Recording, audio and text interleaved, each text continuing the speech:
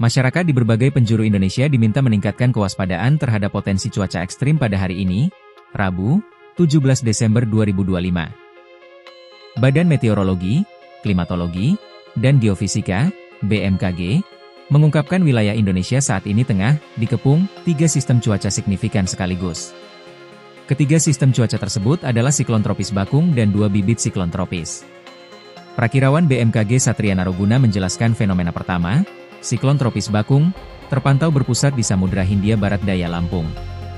Siklon ini memiliki kecepatan angin maksimum 35 knot dan tekanan udara minimum 997 hapak dengan pergerakan ke arah timur laut.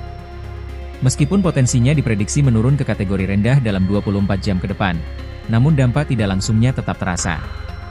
Siklon tropis tersebut dapat meningkatkan kecepatan angin di sekitar sistem hingga mencapai lebih dari 25 knot, ujar Satriana.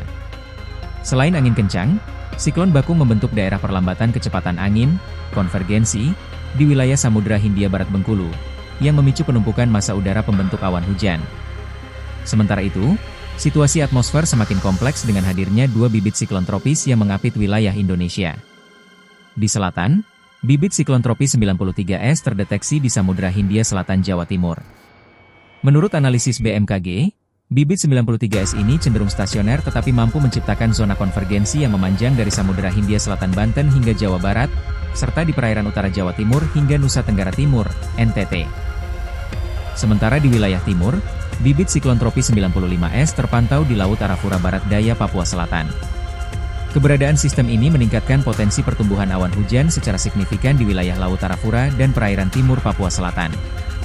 Satriana menegaskan, kolaborasi antara sistem siklon, bibit siklon, serta sirkulasi siklonik lainnya menyebabkan dinamika atmosfer yang labil.